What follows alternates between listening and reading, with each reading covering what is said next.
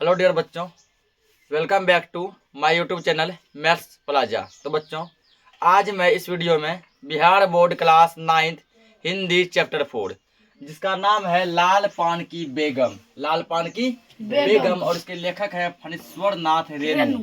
और ये पाठ जो है कहानी है, ठीक है। लाल पान की बेगम पाठ क्या है? कहानी है। तो आज मैं इस चैप्टर का संपूर्ण व्याख्या करने वाला हूँ। आइए पहले देखते हैं फणीश्वर नाथ रेणु का जीवन परिचय, ठीक ना। ये इसका जन्म कहाँ हुआ, मृत्यु कब हुई, ठीक ना, क्या क्या कहानियां कविताएं लिखे हैं, इसका पहले हम लोग जीवन परिचय देखते हैं। देखो अब लेखक का जीवन परिचय, ठीक ना। लेखक कौन है? फणीश्वर नाथ रेणु। फणीश्वर नाथ रेणु, इसका जीवन परिचय देखते हैं हम लोग। तो फणीश्वर नाथ रेणु का जन्म औराही हिंगना नामक गांव जिला अररिया में 4 मार्च 1921 को हुआ था, ठीक ना। तो अररिया जिला में एक गांव है, उस गांव का नाम है औराही हिंगना। औराही हिंगना, ठीक ना। तो वहीं पर इसका जन्म जो है ना 4 मार्च 1921 को हुआ था। और ये भी हमारे बिहार के, क्योंकि अररिया जिला कहाँ पे है? बिहार में है, ठीक ना।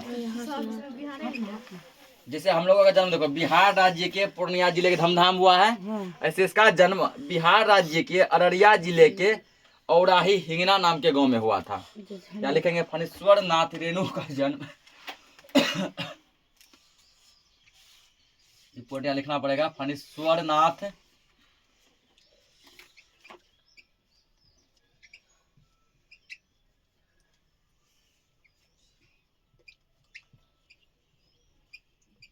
फणीश्वर नाथ रेणु का जन्म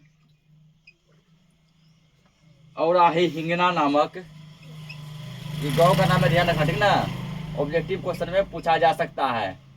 औराही हिंगना के सब्जेक्टिव में सब नहीं पूछता है, ऑब्जेक्टिव में पूछेगा। औराही हिंगना नामक गांव जिला अररिया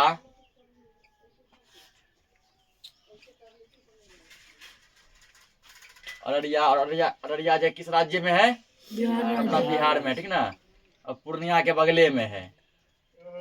पूर्णिया कहाँ पे है? बगल में। मात्र पूर्णिया जो है ना 28 से 30 किलोमीटर डिस्टेंस पे है। फणीश्वर नाथ रेणु का जन्म औराही हिंगना नामक गांव जिला अररिया में 4 मार्च 1921 को हुआ था।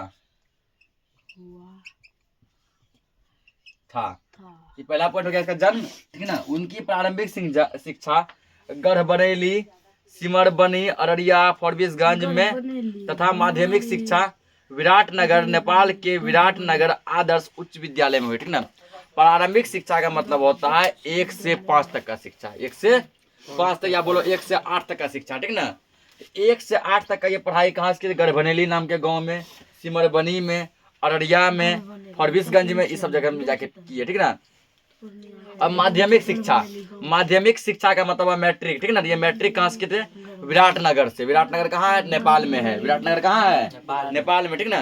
तो विराटनगर में एक स्कूल है, जिस स्कूल का नाम है विराटनगर आदर्श उच्च विद्यालय, ठीक ना। तो यहीं से क्या किए थे? माध्यमिक पढ़ाई, यानी कि माध्यमिक यानी कि मैट्रिक किए थे, ठीक ना। तो लिखेंगे यहाँ पे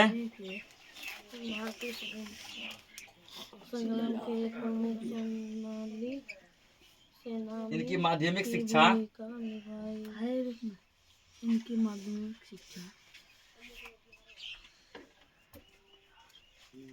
इनकी मतलब की ध्यान रखना, फणीश्वर नाथ रेणु की, ठीक ना।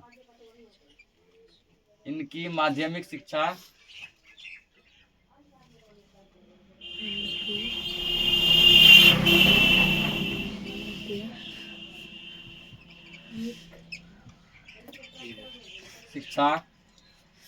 विराटनगर आदर्श उच्च विद्यालय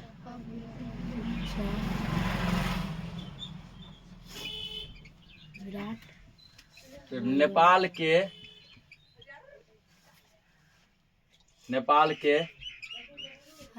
विराटनगर, हम तो लिख दिए। नेपाल के विराटनगर आदर्श नेपाल के विराटनगर आदर्श उच्च विद्यालय में उच्च विद्यालय में हुई। में हुई, ठीक ना। तो इसका मतलब समझ गया, माध्यमिक का मतलब होता है मैट्रिक, ठीक ना। रेणु ने 1942 ईस्वी के भारतीय स्वतंत्रता संग्राम में एक प्रमुख सेनानी की भूमिका निभाई थी। पूछेगा फणीश्वर नाथ रेणु ने भारतीय स्वतंत्रता संग्राम में प्रमुख भूमिका कब निभाई थी? तो ये निभाई थी 1942 ईस्वी में। 1942 ईस्वी में। 1950 ईस्वी में नेपाली जनता को राणाशाही के दमन और अत्याचारों से मुक्त दिलाने के लिए वहां की सशस्त्र क्रांति और राजनीति में उन्होंने सक्रिय योगदान दिया था। नेपाल के जनता को, ठीक है, जो अत्याचार उस पर हो रहे थे उसको क्या करते हैं, स्वतंत्रता दिलाने के लिए, ठीक ना, अत्याचारों से मुक्ति दिलाने के लिए क्या किए, क्रांतिकारी में भाग लिए थे। दमन और शोषण, ये वाला क्वेश्चन लिखेंगे यहाँ पे, प्रमुख भूमिका वाला ये पूछ सकता है, ठीक ना। लिखेंगे रेणु ने, रेणु मतलब फणीश्वर नाथ रेणु, शॉर्टकट यहाँ लिखा है रेणु। रेणु ने 1942 ईस्वी के 1942 ईस्वी के भारतीय स्वतंत्रता संग्राम, भारतीय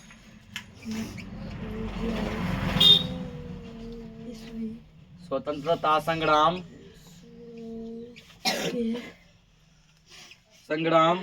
भारतीय में रेणु ने भारतीय स्वतंत्रता संग्राम में एक प्रमुख सेनानी की भूमिका निभाई। प्रमुख सेनानी की भूमिका निभाई।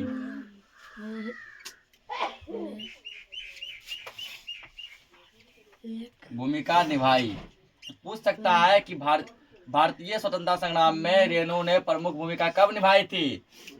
1942 ईस्वी में, ठीक ना। आगे फिर दिया गया है, वे दमन और शोषण के विरुद्ध आजीवन संघर्षरत रहे। सत्ता के दमन चक्र के विरोध में उन्होंने पद्मश्री की उपाधि का त्याग कर दिया। पद्मश्री क्या है? एक पुरस्कार है, एक मेडल है, ठीक ना, उसका भी ये क्या कर दिए, त्याग कर दिए।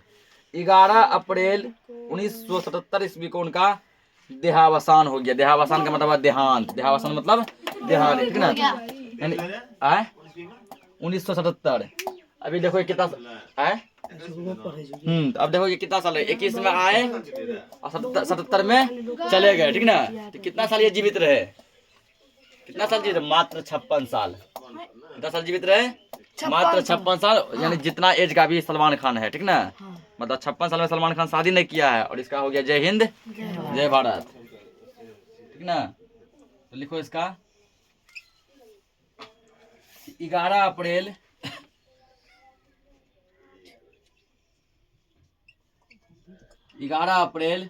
1977 ईस्वी को कल जो निबंध पढ़ाया था उसमें लेखक कहा पूर्णिया जिला का था, ठीक ना।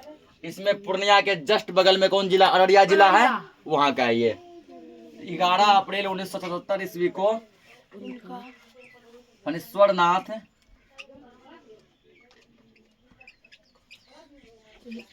नाथ रेणु का देहांत हो गया या निधन हो गया, कुछ लिख दो। देहांत हो गया। ज्यादातर तुमको क्या पूछेगा, ठीक ना, इसमें जन्म पूछेगा, जन्म कब हुआ था, ठीक। तो याद रखना 4 मार्च 1921 को। और कहाँ हुआ था, ठीक ना। तो कहाँ, देखो 2 तरीके से पूछेगा। पहले पूछेगा कि किस राज्य में हुआ था। राज्य पूछे तो बिहार में, राज्य पूछे तो बिहार में। अगर पूछे कहाँ हुआ था तब तुमको पूरा लिखना पड़ेगा कि हिंगना नामक गांव अररिया, कौन जिला में पड़ता है? अररिया जिला में। अब देखो इसकी रचना है कौन कौन सी है। हिंदी तथा साहित्य में जिन कथाकारों ने युगांतर उपस्थित किया है, फणीश्वर नाथ रेणु उनमें से एक है, ठीक ना। फणीश्वर नाथ रेणु का भी नाम समझो बड़े बड़े लेखकों में, कथाकारों में एक है। उन्होंने कथा साहित्य के अतिरिक्त स्मरण, रेखा चित्र, हिपोतार्ज आदि विविधता विधाओं की नई ऊंचाई दी। ठीक है, ये कथा के अलावा है ना स्मरण रेखा चित्र ये सब भी क्या किए हैं, लिखे हैं। उनकी प्रमुख कृतियां, अब कुछ इसके क्या है रचनाएं हैं, कुछ रचनाएं हैं। कौन कौन? मैला आंचल। पूछिएगा कि मैला आंचल किसकी रचना है? मैला आंचल फणीश्वर नाथ रेणु की रचना है। मैला आंचल, प्रति परिकथा, दीर्घ तपा, कलंक मुक्ति, जुलूस, पलटू बाबू रोड, ठीक ना, जो कि उपन्यास है। उसके बाद दिया ठुमरी, अगिनखोर, आदिम रात्रि की महक, एक श्रावणी दोपहरी की धूप, अच्छे आदमी, ठीक ना, उस पर ऋण जल धन जल, वन तुलसी की गंध, श्रुत अश्रुत पूर्व, उसके नेपाली क्रांति कथा, ये सभी क्या है? तो ये सभी ना इसके कृतियां हैं, रचनाएं हैं। ठीक ना, अब यहाँ पे लिखो, यहाँ पे कुछ इसको मिटाना पड़ेगा, मिटाते हैं, हो गया होगा सबका। देखो यहाँ पे अभी देखेंगे इसकी रचनाएं, ठीक ना, कौन कौन सा ये जो क्या क्या लिखे थे, लेखक की प्रमुख रचनाएं। 5वां पॉइंट होगा।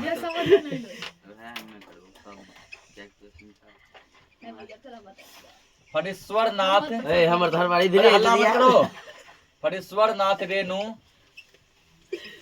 की प्रमुख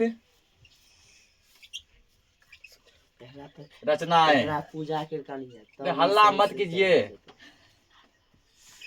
रचना है, ठीक ना, कौन कौन सा ये क्या किए थे, रचना किए थे, क्या क्या ये लिखे थे। यहाँ लिखो जैसे मैला आंचल, ये सब कविता कहानी या फिर निबंध का नाम है। ठीक ना, मैला आंचल, कोमा, प्रति परिकथा,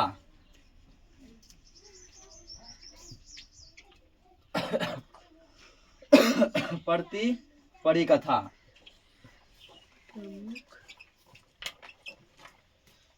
परिकथा। अगला है दीर्घ तपा, दीर्घ तपा, उस पर क्या दिया? कलंक मुक्ति, कलंक मुक्ति, मुक्ति, ये सब इसका किताब का नाम है या फिर कहानी कविता का नाम है। ठीक ना, जुलूस, जुलूस, जुलूस के बाद जैसे दिया पलटू बाबू रोड, ओ पलटू चाचा से कविता पलटू चाचा पे शूट करेंगे।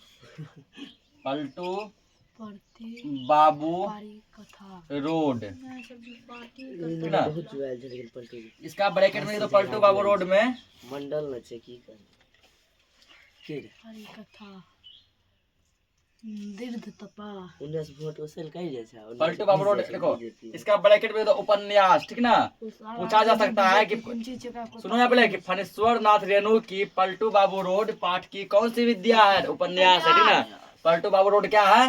कविता। ऑप्शन है कविता, कहानी, निबंध, उपन्यास। क्या है? उपन्यास। सर ये याद रखना पड़ेगा।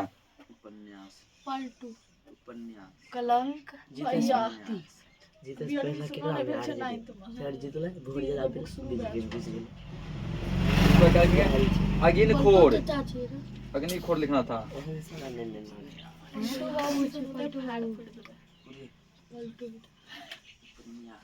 पहले बन गेलो वापस अरे हल्ला मत करो जी। आदिम रात्रि की महक, आदिम रात्रि की महक, बाबू, रोड, बाबू, अच्छे आदमी, पलटू बाबू रोड, अध्यास, अच्छे आदमी। पूछेगा अच्छे आदमी क्या दिया है? कहानी संग्रह, कहानी संग्रह। आदमी, जो जो चीजें ब्रैकेट में लिख दिए है आदिम, कहानी संग्रह। ठीक ना, उसके लिए कोमा देंगे यहाँ पे। आदिम, रात्रि, ऋण जल धन जल, ऐसा रात्रि चीज, ऋण जल धन जल, महक, महका, धन जल कत्ते लिखा गया कर दो इत्यादि, महक, अच्छे आदमी, इत्यादि। ठीक ना, ये सब क्या है की रचनाएं हैं। अब देखो इस कहानी में हमको क्या क्या पढ़ने को मिलेगा। ठीक ना, कि हिंदी में रेणु का वास्तविक उदय 1954 ईस्वी में प्रकाशित उनके बहुचर्चित उपन्यास मैला आंचल से हुआ था, ठीक ना। तो मैला आंचल पाठ भी क्या है, तो मैला आंचल एक उपन्यास है, ठीक ना। मैला आंचल क्या है, उपन्यास है, जो कब प्रकाशित हुआ था, 1954 ईस्वी में, ये पूछा जा सकता है। और यहीं से इसको जो है सबसे जबरदस्त पहचान मिला, जबरदस्त पहचान मिला। मैला आंचल इसका पाठ जो है उपन्यास इतना फेमस हुआ कि लोग इसको पहचानने लगे कि फणीश्वर नाथ रेणु नाम का भी कोई लेखक है, ठीक ना। छठा पॉइंट लिखेंगे इसका कि 1900 कि मैला आंचल उपन्यास, मैला आंचल भी क्या है, उपन्यास है, ठीक ना। मैला आंचल ब्रैकेट में लिख दो उपन्यास, संजल धंजल मैला आंचल यानी ब्रैकेट में उपन्यास 1954 ईस्वी में, 1954 ईस्वी में जल प्रकाशित इत्यादि। हुआ था, प्रकाशित हुआ था, ठीक ना। तो हो गया यहाँ पे 1954 ईस्वी से बहुत पहले 1936 में ही उनकी पहली कहानी बट बाबा एक साप्ताहिक विश्व मित्र में छप चुकी थी, ठीक ना। कि उससे पहले एक पहला कहानी आया था, लेकिन उससे इसको कुछ खास उपलब्धि नहीं मिला। हिंदी साहित्य में आंचलिकता को एक परिभाषिक अमिधा दी। अब हम लोग समझेंगे कहानी के बारे में। लाल पान की बेगम, ठीक ना। ये कहानी जो है काफी ज्यादा लंबा है, ठीक, काफी ज्यादा लंबा है, तो ये आज पूरा खत्म नहीं होगा, ठीक ना। इसको हम लोग 2 दिन में पढ़ाएंगे। तो इसको मान लो ये वीडियो जो है ये हमारा लेक्चर 1 है, क्या है, लेक्चर 1 है। इसके बाद जो इसका लेक्चर 2 आएगा, लेक्चर 1 और लेक्चर 2 मिलाकर पूरा पार्ट को कंप्लीट किया जाएगा, फिर इसका क्वेश्चन आंसर कराया जाएगा, ठीक ना। तो ये लेक्चर 1 है, तो चैप्टर काफी लंबा है, इसलिए क्या होगा, तो इसमें समय लगेगा। यह प्रस्तुत कहानी लाल पान की बेगम ग्रामीण परिवेश की कहानी है, ठीक ना। लाल पान की बेगम कैसी कहानी है, ये गांव की कहानी, कैसी कहानी है, गांव की कहानी है। नाच देखने दिखाने के बहाने कहानीकार ने ग्रामीण जीवन के अनेक रंग रेशे को गहरी संवेदना के साथ प्रकट किया। लेखक तो इसमें नाच को देखे हैं और नाच दिखाए हैं, ठीक ना, लेकिन उसके माध्यम से ये पूरा गांव के जीवन को बताए हैं। गांव में लोग किस तरह एक दूसरे के साथ ईर्ष्या द्वेष करते हैं, ठीक ना। तो कैसे एक दूसरे जलते हैं देख को, ठीक ना, कैसे ईर्ष्या करते हैं, उसमें कैसे किसी का आशा करते हैं, कैसे निराशा हो जाता है, ये सब चीज इसमें दिखाया गया है। तो अब इसको हम लोग समझते हैं, ठीक ना। समझते हैं इसको। देखो यहाँ पे काजल के तो कहानी में से हल्ला मत करो, ठीक ना, हल्ला मत करो। अब देखो ये जो कहानी दिया लाल पान की बेगम, इससे समझो। बेकार है, क्यों बिरजू की माँ नाच देखने नहीं जाएगी क्या, ठीक ना। कोई आके पूछ रहा है कि बिरजू की माँ, ठीक ना, नहीं आया, बिरजू की माँ नाच देखने नहीं जाइएगा, नाच देखने नहीं जाइएगा, सब लगा था। अब जो कहानी बेस्ट है, ठीक ना। पहला इसका पॉइंट यहाँ बनेगा कि प्रस्तुत कहानी लाल पाठ की बेगम ग्रामीण परिवेश की कहानी है। ये कहाँ की कहानी है, गांव का कहानी है, ठीक ना। कल जो निबंध पढ़े थे वो भी गांव का था। देखो यहाँ पे लाल पान की बेगम, लाल पान की बेगम, क्यों बिरजू की माँ, लाल पान की बेगम, मिस्टेक को बैगन नहीं लिखना, लाल पान की बेगम ग्रामीण परिवेश की कहानी है। कहाँ की कहानी है, गांव की कहानी है, ग्रामीण परिवेश की कहानी है।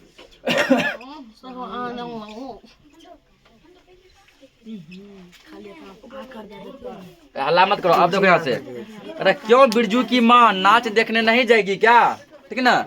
कोई लड़का कोई होगा यहाँ पे जो पूछता है बिरजू की माँ से कि आज नाच देखने नहीं जाइएगा। बिरजू की माँ शकरकंद उबाल कर बैठी मन ही मन कूद रही थी, ठीक ना। कूद रही मतलब बहुत गुस्सा में होगी। ये मन ही मन क्या थी, बहुत ही गुस्सा में थी और शकरकंद भी उबाल रही थी, ठीक ना। अपने आंगन में 7 साल का लड़का बिरजू शकरकंद के बदले तमाचे खाकर आंगन में लोट कर सारी देह में मिट्टी मल रहा था। बिरजू का पूछेगा कि बिरजू की उम्र कितनी थी? 7 साल थी, ठीक ना? ये लिख लो।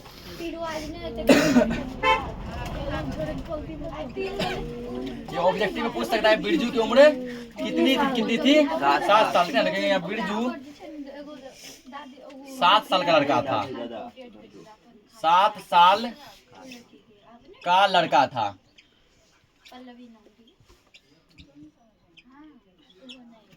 बिरजू 7 साल का बड़ा। ठीक ना? बिरजू कितना साल का लड़का था? 7 साल का। अब ये इसकी वो जो मम्मी जो है, ठीक ना, कि मन ही मन पूरा कूद रही थी, क्योंकि छोरवा को हो सकता थोड़ा डाटा वाटा होगा। पूरा आंगन में है, यहाँ से अपना डेरा घुलटनिया, ठीक ना? अब पूरा देह हाथ क्या कर रहा है? गंदा कर रहा है। चंपिया के सर भी चुड़ैल मंडरा रही है, ठीक ना? चंपिया हो सकता है कि उसकी बेटी यानी बिरजू की बहन होगी। उसका सर भी चुड़ैल जैसा हो गया है। आधा आंगन धूप रहते जो गई है सहुआइन की दुकान पर छौवा गुड़ लाने, तो अभी तक नहीं लौटी, ठीक ना? उसके बाद जो कोई चंपिया यहाँ पे इसी की बहन होगी, ठीक, जो कि क्या लाने गई है? तो गुड़ लाने गई है, ठीक ना? गुड़ मतलब क्या होता है? शक्कर लाने गई है, तो वही जाकर सुत गई है, ठीक ना? अभी तक लौट कर नहीं आई है। दिया बाती की बेला हो गई, मतलब पूरा शाम हो गया, पूरा शाम हो गया, लेकिन वो लौटी नहीं। दिया बाली का बेला हो गया।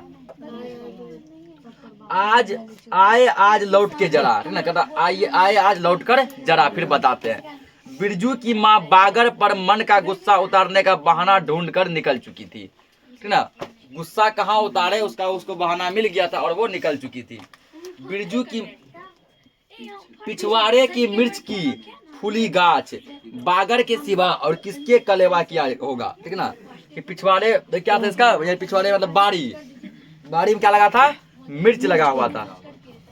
बागर को मारने के लिए एक छोटा ढेला उठा चुकी थी कि पड़ोसिन मखनी फुआ की पुकार सुनाई पड़ी। देखो यहाँ बागर का मतलब दिया है शब्दार्थ में। बागर का मतलब होता है बकरे की एक खास नस्ल जो कद काठी में सामान्य बकरे की बड़ी होती है, ठीक ना? मतलब एक तरह का ये बकरा है। क्या है? बकरा जो नॉर्मल बकरा से थोड़ा बड़ा होता है, ठीक ना? जो नॉर्मल बकरा थोड़ा बड़ा होता है। सोचा गुस्सा आप उसी उतारते हैं, पकड़ के जगह बांस तोड़ दिया सीधे, ठीक ना? खत्म हो जाए। बस जय हिंद जय भारत। तो उसके बाद जैसे उसको मारने पीटने के लिए गई, तो उधर से कोई पड़ोसी ने आवाज लगाई, क्यों बिरजू की माँ नाच देखने नहीं जाएगी क्या? एक पड़ोसी ने क्या आवाज लगाती है कि बिरजू की माँ नाच देखने नहीं जाना है। तो बिरजू की माँ के आगे नाथ और पीछे पगहैया ना हो तब ना फुआ। कहता है कि ना आगे नाथ ना पीछे पगहैया, मतलब कहता है कि कामे में इतना बिजी रहते हैं, इतना टेंशन रहते हैं कि उससे बाहर ही नहीं निकल पाते हैं, नाच देखने क्या जाएंगे। गरम गुस्से में बुझी नुकीली बात फुआ की देह में धंस गई और बिरजू की माँ ने हाथ के ढेले को पास ही फेंक दिया। बेचारा बागर को कुकुर माछी परेशान कर रही है। आहा, ठीक ना? उसके बाद ये जो ऐसा बात जो बोली ना, तो उस पड़ोसी को अपने देह में क्या कर गया? छेद कर गया, उसको कटकटा के वो बात लग गया। अरे बिरजू ने लेटे ही लेटे बागर को एक डंडा लगा दिया। ले बिरजू मार दिया बागर को, ठीक ना? बागर मतलब कौन? वही बकरा। लेटे लेटे ऊपर घोला ट्राई डंडा ऐसे करके क्या किया? खींच दिया, ठीक ना? बिरजू की माँ की इच्छा हुई कि जाकर उसी डंडा से बिरजू की भूत भगा दें, ठीक ना? बकरा को जो पीटा इसको गुस्सा चढ़ा, रुको बकरी की तरफ तुमको पीटेंगे, बकरी की तरफ तुमको पीटेंगे। किंतु नीम के पास खड़ी पन भरनिया की खिलखिलाहट सुनकर रुक गई। बकरा को जो मारा ना, नीम के पास कोई जो खड़ी होगी पन भरने, जो पानी भरने जाती थी नदी पे, वो हंसने लगी। तो हंसने लगी था। बिरजू की माँ को शर्म आ गया, कैसे मारेंगे इसके सामने, ठीक ना? तो छोड़ दिया इसको। बोली ठहर तेरे बप्पा ने, ठीक ना? ठहर तेरे बप्पा ने बड़ा हथ छुट्टा बना दिया है तुझे, बड़ा हाथ चलाता है लोगों पर। ठहर मतलब बोला कि तेरा बाप तुमको बिगाड़ के रख दिया, ठीक ना? तुम्हारा बाप तुमको बिगाड़ के रख दिया, किसी पर हाथ चलाता है, तुम मिलो पर्सनल में, ठीक ना? पर्सनल में तुम मिलो, फिर तुमको बताते हैं। मखनी फुआ नीम के पास झुकी कमर से घड़ा उतार कर पानी भरकर लौटती पनभरियों से बिरजू की माँ की बहकी हुई बात का इंसाफ करा रही थी, ठीक ना? मखनी पुआ क्या करे, जो पानी भरने गई थी उसमें कह रही थी बताइए कि बिरजू की माँ हमको ऐसे बोल दी, ठीक ना।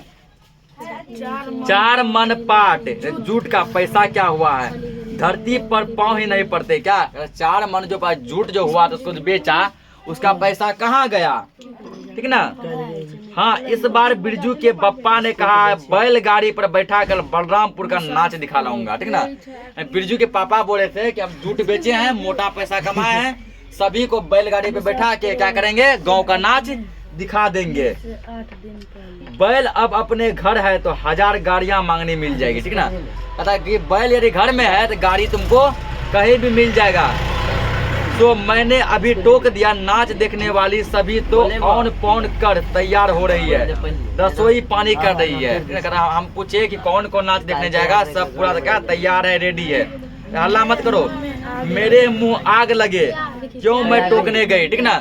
अतः मेरे मुंह में आग लगा कि मैं उसको टोकने के लिए क्यों गई कि बिरजू की माँ आज नाच देखने जाएंगी कि नहीं जाएंगी, ठीक ना। सुनती हो क्या जवाब दिया बिरजू की माँ ने, मतलब ये पूरा पड़ोसिन को शिकायत कर दी, ठीक ना, कि बिरजू की माँ ने क्या जवाब दिया। तो मखनी पुआ ने अपनी जीभ पोपले मुंह के होठों को एक और मोड़ कर ऐंठती हुई आवाज निकाली, ठीक ना, पूरा ऐंठ के बोली अरे हाँ, ठीक ना, ऐसे बोली होगी। रज्जू की मैया ने आगे नाथ और पीछे पघैया, ठीक ना, मतलब ऐंठ के ऐसा बोली ना हो तब्बा ना आ, ठीक ना। अब यहाँ आया कोई आया जंगी की पुतहु बिरजू की माँ से नहीं डरती। अब कोई पुतहु आए पूरा भयंकर, ठीक ना, जो बिरजू की माँ हो कि गांव की कोई हो, सबको रपेट कर रख देती है। वह जंगी की पुतहु जो है, ठीक ना, उसको गंजी नहीं पढ़ना, जंगी की पुतहु जो बिरजू की माँ से नहीं डरती। वह जरा गला खोल कर ही कहती है फुआ आ, ठीक है, सरबे शीतल मिट्टी के हाकिम के बसा पर, यदि तू भी भेटी चढ़ाती तो तुम्हारे नाम से भी 2-3 बीघा धन हर जमीन का पर्चा कट जाता, ठीक ना। यदि तुम भी भेंट चढ़ाती तो तुम्हारे जमीन का पर्चा भी कट जाता, फिर तुम्हारे घर भी आज 10 मन सोना बंग पाठ होता। आज तुम्हारे घर भी क्या होता, पूरा पाठ यानी झूठ होता। फिर आगे नाथ और पीछे सैकड़ों पघैया झूलती, ठीक ना।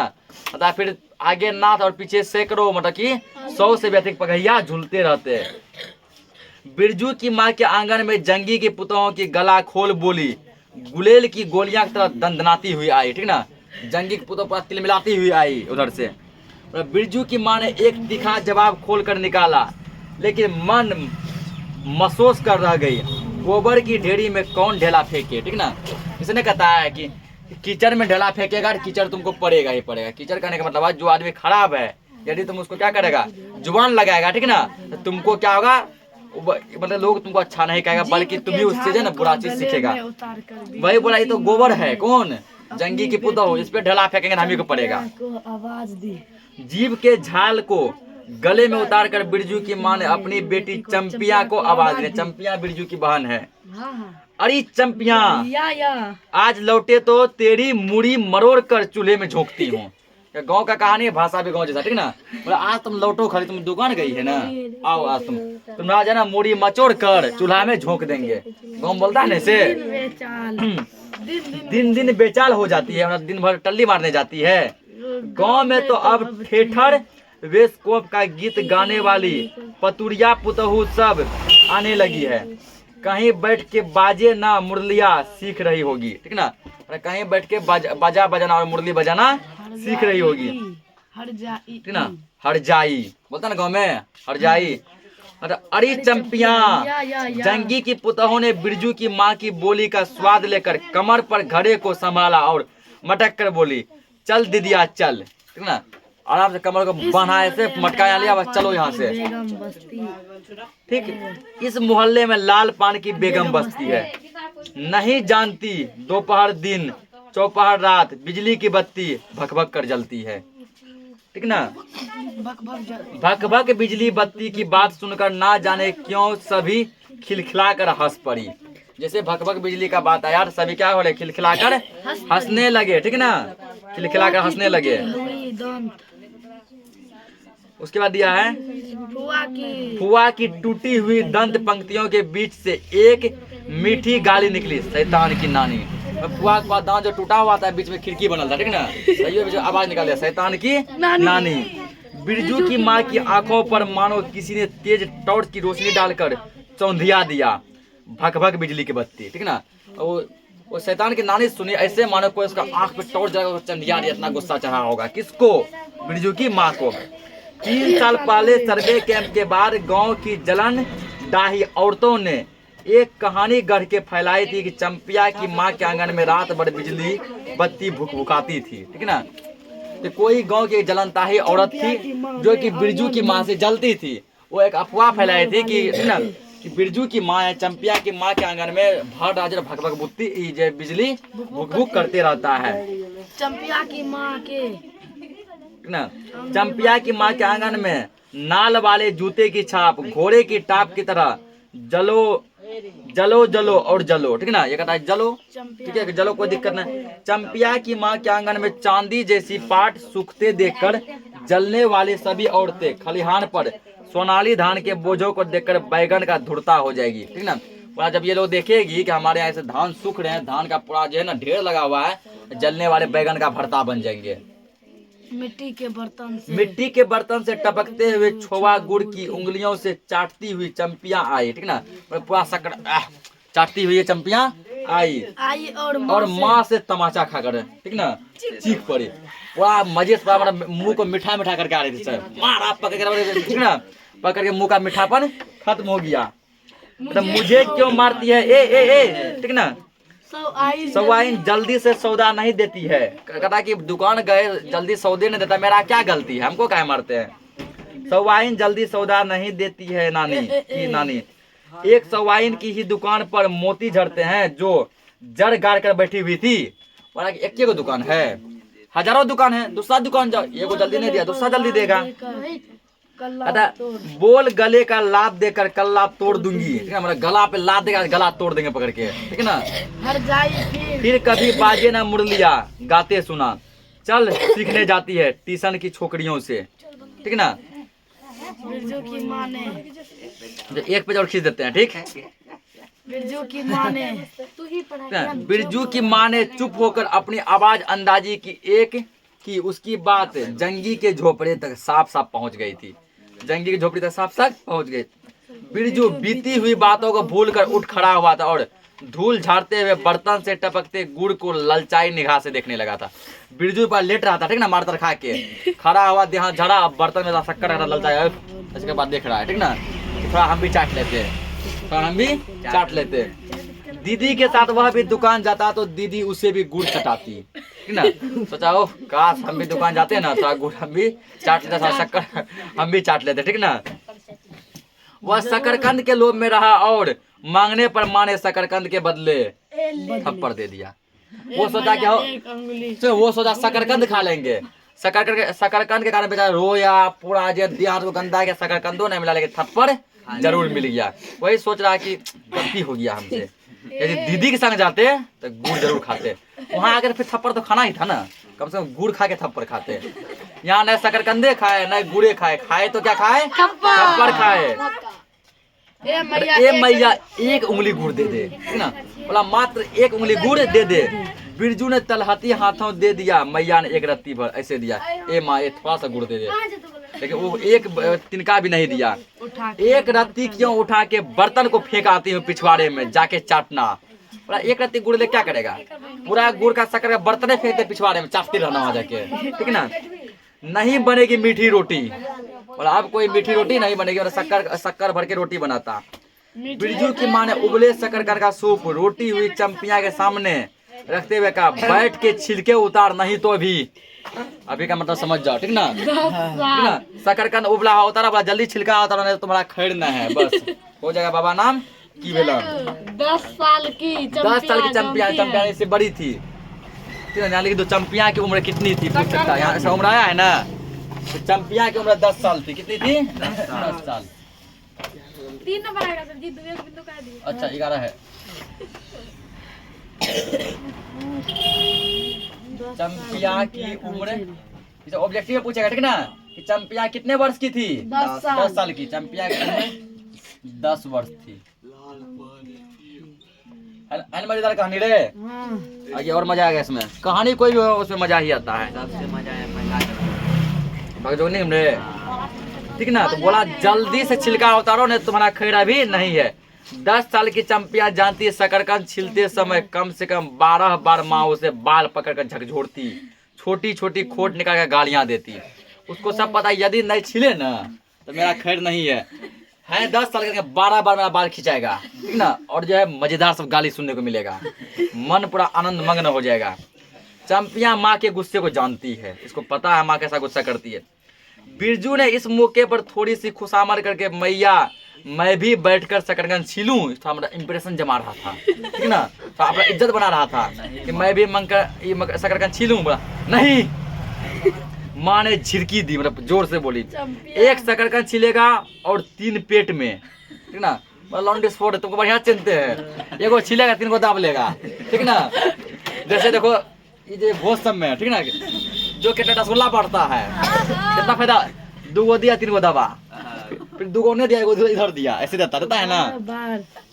2 गो बढ़ता है रे, 2 गो मारा 2 गो दिया चुपचाप दब देता है।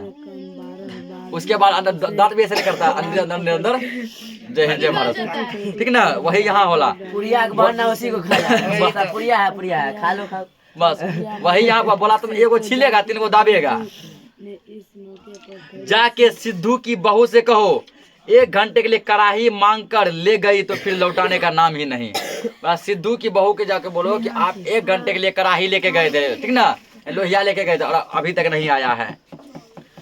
मुंह लटका कर आंगन से निकलते निकलते बिरजू ने शकरकंद और गुड़ पर निगाह दौड़ाई। फिर ऐसे निकल रहा है ऐसे करके, ठीक ना। सकरो देख रहा है, शकरकंदो देख रहा है, बेचारा कुछ नहीं मिला, ठीक ना। गुड़ भी देख रहा है और शकरकंद भी देख रहा है, ठीक। चंपिया ने अपने झबरे के खिंचाया था बाल की ओट से माँ की ओर देखा और नजर बचाकर चुपके से बिरजू की ओर शकरकंद फेंक दिया। बहन हो तो ऐसी, ठीक ना।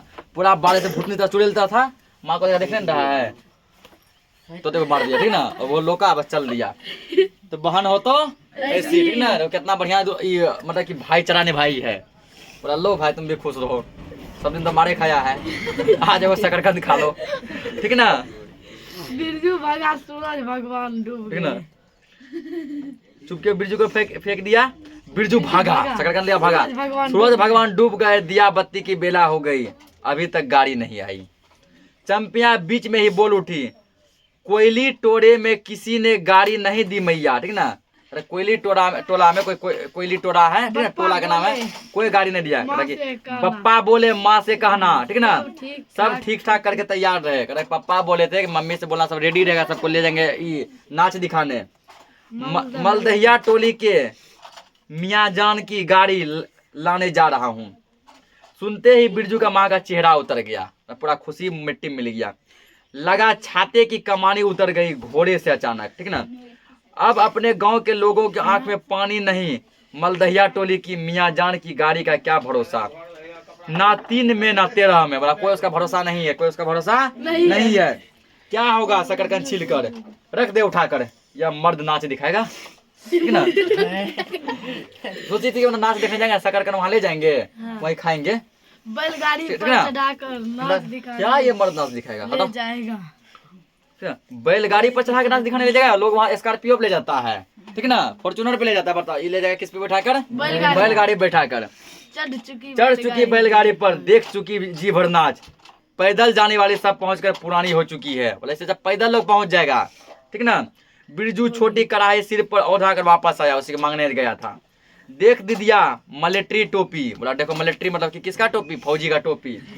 इस पर 10 लाठी मारने से भी कुछ नहीं होगा। मारो 200 लाठी, अब कुछ नहीं होगा, ठीक ना। तो बाकी का कहानी हम लोग कल समझेंगे। तो आज का जो है लेक्चर खत्म करते हैं। जय हिंद। 40 मिनट का वीडियो